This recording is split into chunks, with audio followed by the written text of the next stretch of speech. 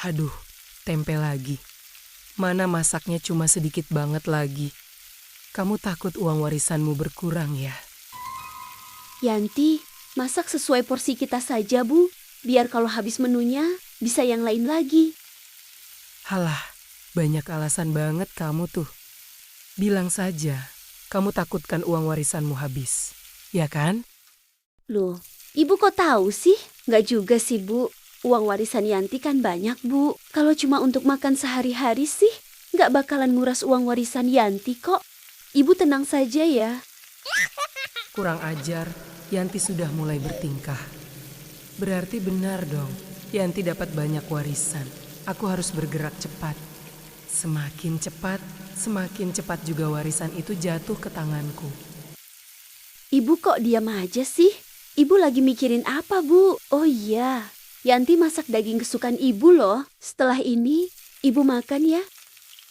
Daging, wah enak banget nih. Aku jadi lapar. Enggak, ibu lagi nggak mau makan daging. Ibu nggak mau makan masakanmu. Ibu mau makan mie instan saja. Wah, sayang sekali loh kalau Ibu nggak makan. Padahal Yanti masak yang spesial loh buat Ibu. Tapi tenang aja, Bu. Yanti nggak bakalan habisin kok. Yanti simpankan buat Ibu. Kali aja Ibu berubah pikiran kan? Kalau kamu sudah selesai masak, kamu belikan ibu mie instan saja. Oh iya, Bu. Cuma mie instan saja, Bu. Ibu nggak nitip yang lainnya. Nggak usah, itu saja. Oke, Bu. Tunggu sebentar ya. Yanti mau selesaikan masakan yang nikmat dan lezat ini ya, Bu. Dari wanginya saja sudah terasa enaknya. Apalagi kalau sudah masuk mulut. Duh, enaknya. Aku jadi ngiler loh. Tapi aku gengsi sih sama Yanti.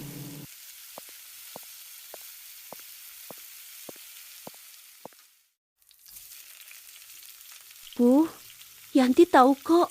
Pasti sebenarnya Ibu senang kan? Yanti masakin daging tumis kesukaan Ibu. Cuma Ibu gengsi aja kan? Sabar banget kamu ya, Yanti. Alhamdulillah masakan sudah siap. Sekarang mau ke warung dulu. Beli mie instan. Tapi kok tumben ya? Ibu nggak mau daging? Apa mungkin dia cuma gengsi doang ya? Hehe.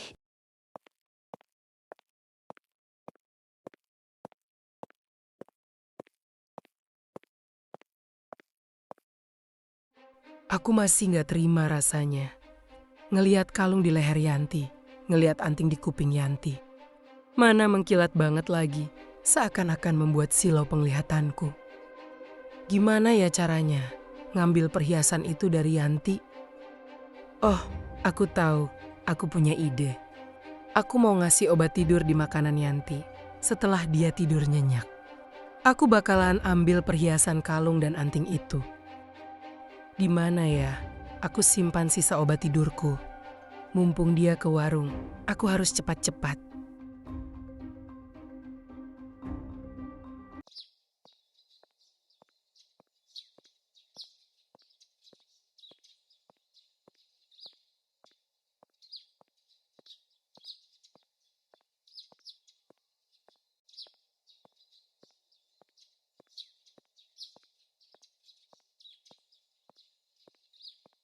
Yanti sudah pergi. Aku harus cepat-cepat mencampur obat tidur ini. Semoga rencanaku ini berhasil. Aku yakin sih, setelah Yanti makan masakannya sendiri, dia bakalan tidur nyenyak sampai besok. Setelah dia pulas, aku akan mengambil kalung dan anting yang mengkilap itu. Setelah kudapatkan perhiasannya, aku akan menjual perhiasan itu dan akan menggantinya dengan model perhiasan yang baru. Akhirnya, aku punya perhiasan yang aku inginkan. Kamu jangan pernah remehkan ibu mertuamu ini ya, Yanti. Akan kupastikan semua akan jadi milikku. Bagaimanapun caranya, akan aku lakukan.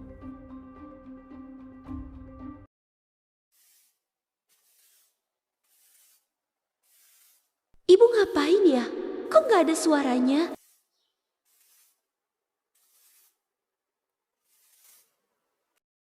Mumpung Yanti lagi sibuk beres-beres, Aku mau makan dulu deh. Udah lapar banget dari tadi. Daging tumis ini juga kelihatannya enak banget loh. Seakan-akan manggil-manggil untuk dilahap. Apa aku makan saja ya? Rugi banget sih kalau aku nggak makan. Aku makan aja deh daripada dianggurin kan. Lagian kan, daging ini juga dipisahkan buat aku kan. Aku habisin aja deh.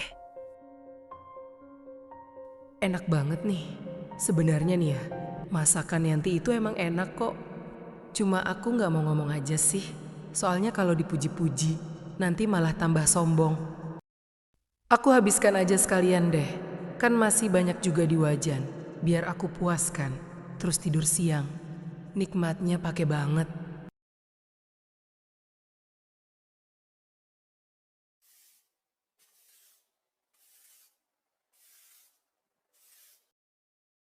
Alhamdulillah perut sudah kenyang. Ngantuk banget nih. Aku mau tidur siang dulu sebentar.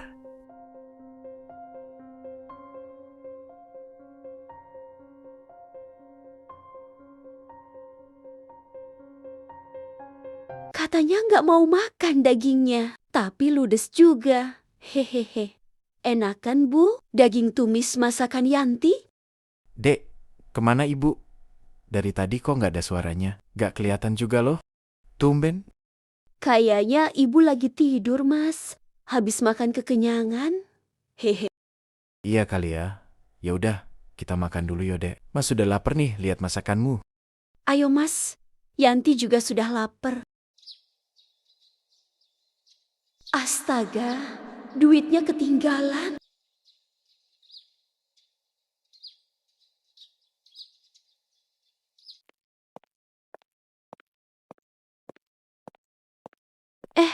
Ibu lagi ngapain itu? Kita pantau saja dari sini dulu. Kira-kira apa yang akan ibu lakuin ya? Aku yakin sih, setelah Yanti makan masakannya sendiri, dia bakalan tidur nyenyak sampai besok. Setelah dia pulas, aku akan mengambil kalung dan anting yang mengkilap itu. Kamu jangan pernah remehkan ibu mertuamu ini ya, Yanti. Setelah kudapatkan perhiasannya, aku akan menjual perhiasan itu dan akan menggantinya dengan model perhiasan yang baru. Akhirnya, aku punya perhiasan yang aku inginkan. Oh itu rencana ibu ya? Kita lihat saja. Siapa yang akan tidur pulas, Bu? Hehe. Akan kupastikan semua akan jadi milikku. Bagaimanapun caranya, akan aku lakukan.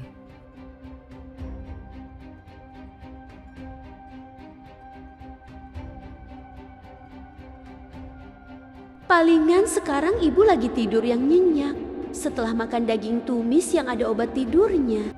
Maafin Yanti ya Bu, sudah tukar piring daging tumis itu. Ibu tidur yang nyenyak ya Bu, biar besok pagi ibu bangun tidur dengan tubuh yang bugar. Biar bisa susun rencana baru lagi kan Bu, hehe.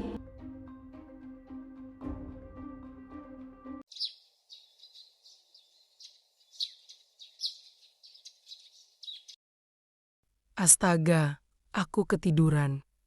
Kok bisa aku ketiduran sampai pagi begini ya? Apa mungkin daging yang aku makan itu, daging yang sudah kucampurkan obat tidur ya? Tapi kan piring daging tumis itu ada di meja makan. Sedangkan aku ngambil piring yang ada di dapur, apa mungkin Yanti tahu ya? Dan menukar piring tumis daging itu. Aduh, gagal rencanaku untuk merebut perhiasan itu. Aku harus cepat susun rencana baru lagi nih. Tapi apa ya? Kayaknya aku harus langsung geledah kamar Yanti nih. Perhiasan aku nggak dapat, sisa uang warisan harus aku dapatkan. Kita coba dulu lihat keadaan di luar. Nggak ada Yanti di sini.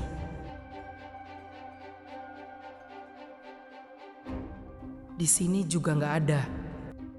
Oh, mungkin di belakang. Di sini juga nggak ada. Apa dia di kamarnya ya? Kosong, nggak ada Yanti sama Yanto. Wah, kebetulan sekali nih.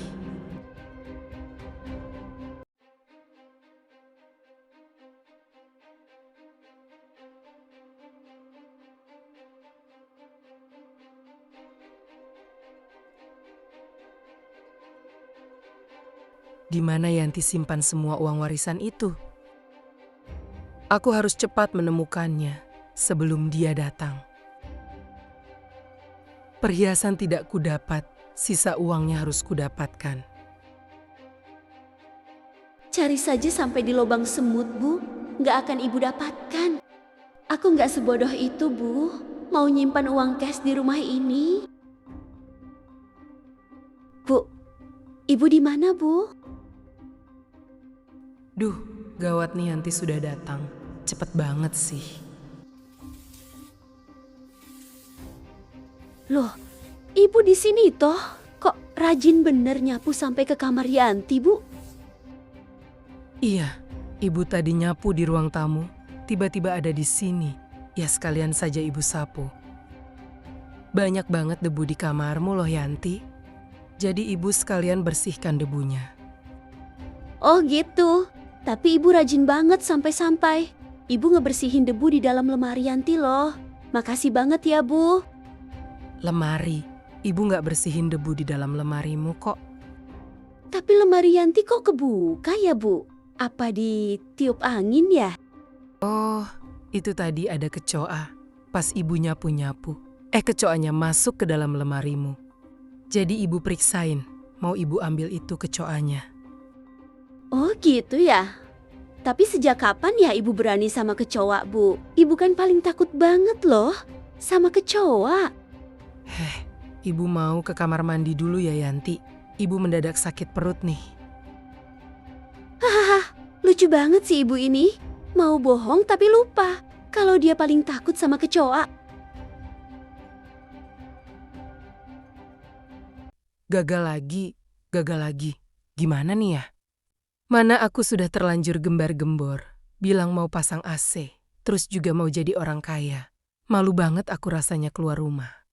Oh iya, aku mau suruh Yanto ngambil uang Yanti deh. Aku mau suruh dia beli AC pakai uang Yanti saja.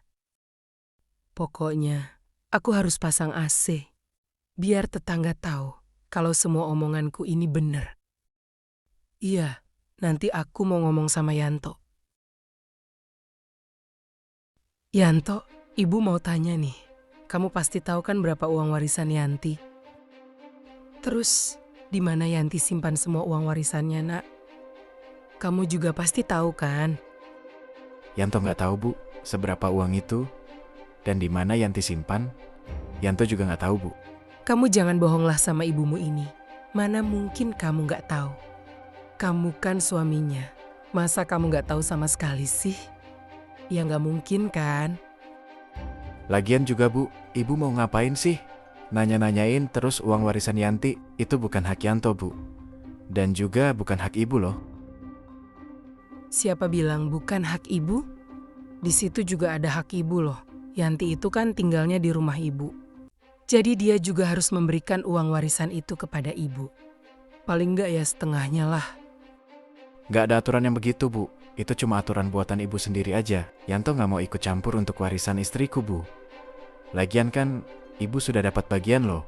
Masa mau minta lagi sih? Yanto malu lah, Bu. Ngapain sih kamu malu? Yanti kan istrimu. Ibu mau beli AC loh, Nak. Buat di kamar ibu.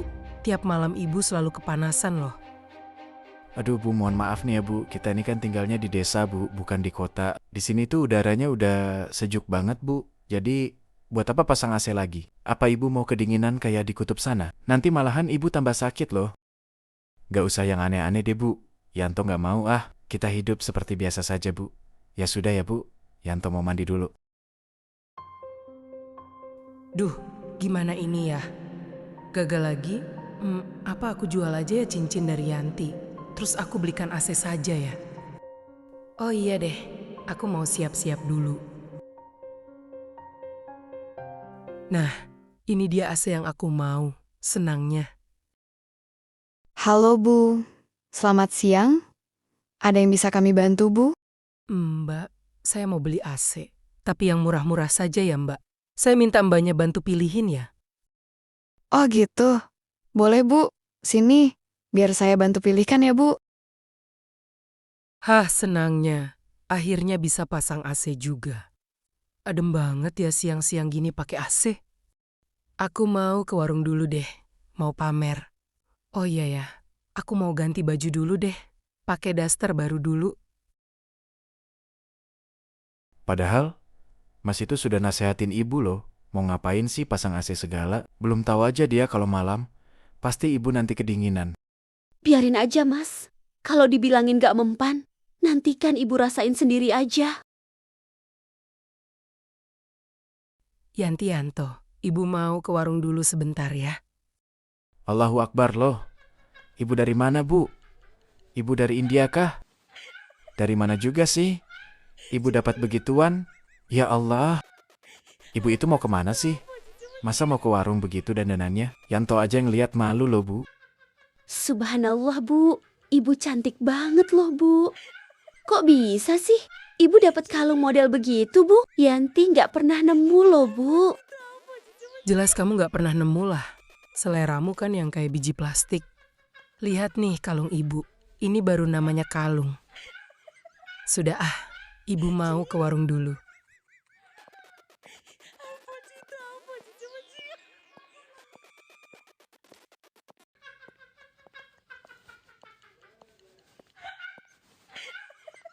Mas, kamu gak boleh gitu loh, Mas. Ya gimana ya? Masa sih kamu nggak geli lihat ibu dandanannya begitu? Sudah kayak boneka India aja. Kenapa ya ibu itu makin tua makin aneh aja sih? Dek, kira-kira itu emas beneran kah, Dek? Ya enggak lah, Mas. Uang dari mana ibu beli emas seberat itu? Ya Allah ya Rob, punya orang tua, kelakuannya begini amat sih. Rasanya Mas pusing, Dek. Perkara AC saja belum selesai. Ini lagi, dandanan ibu. Sudah kayak mau pergi karnaval aja. Ya Allah. Masya Allah. Bukan main, Bu. Besar amat ya kalungnya. Sudah kayak bordiran kerah baju. Apa nggak berat Bu?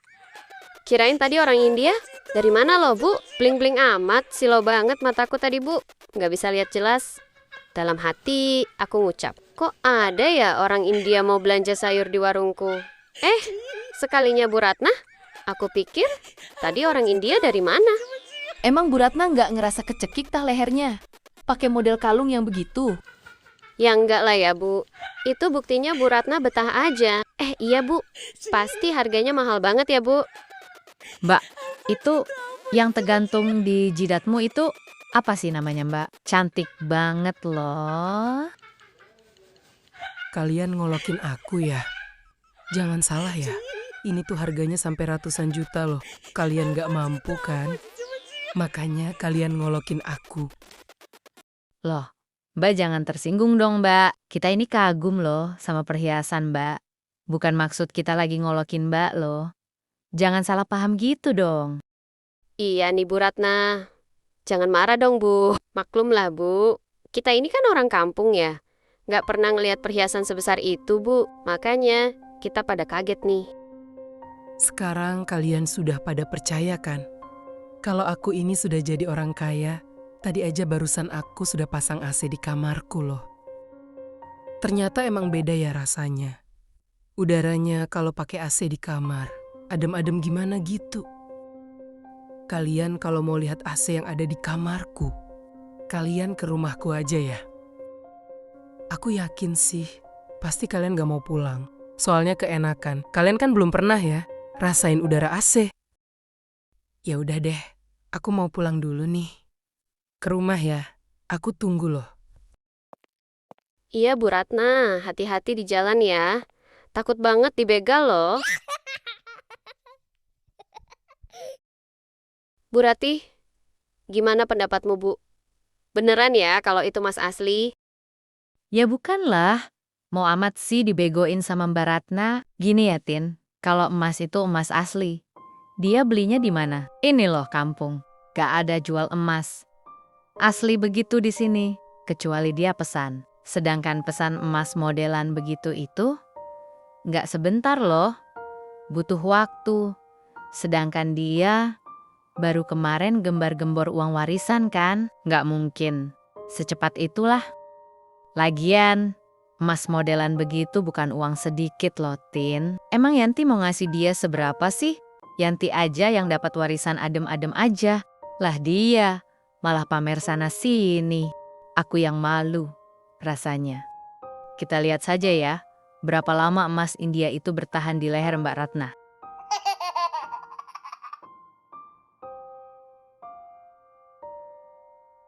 Ya Allah, ternyata dingin banget ya. Padahal ini sudah 30 derajat loh. Kalau begini terus-terusan, lama-lama aku bisa bengek nih. Duh, aku nggak tahan nih. Matiin aja deh, nggak sanggup dingin banget rasanya. Bener banget kata Yanto, dinginnya memang kayak di kutub. Aduh, rasanya nyesel banget aku beli AC.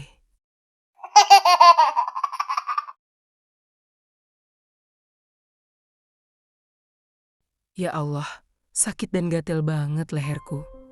Ini gara-gara aku pakai perhiasan imitasi itu. Kenapa ya aku bisa seperti ini? Apa mungkin aku terlalu egois dan serakah? Ya Allah, aku sudah jadi mertua yang jahat untuk menantuku yang baik seperti Yanti. Aku pengen minta maaf, tapi aku malu. Gimana ya caranya? Apa aku pura-pura saja duduk-duduk di ruang tamu ya? Mas, kayaknya sudah waktunya deh. Kita bilang sama ibu, Yanti sudah nggak tahan mas kalau kita diam terus kayak begini. Ayo dong mas, kita datangin ibu. Yanti sudah nggak sabar mau ngomong sama ibu. Yanti capek mas, begini terus. Yanti sudah belikan ibu koper, biar ibu bisa bawa baju-baju ibu. Iya, tapi kamu yang bilang ya, Mas, gak berani loh. Ya nanti Yanti yang bilang sama ibu kok. Kebetulan ada ibu di sini. Yanti mau ngomong bu, tapi itu kenapa kok leher sama wajah ibu kok merah-merah? Pasti gara-gara emas imitasi itu kan bu? Iya nak, ini gara-gara emas imitasi itu, Yanti. Ibu mau ngomong sama kamu loh nak. Tunggu sebentar ya bu.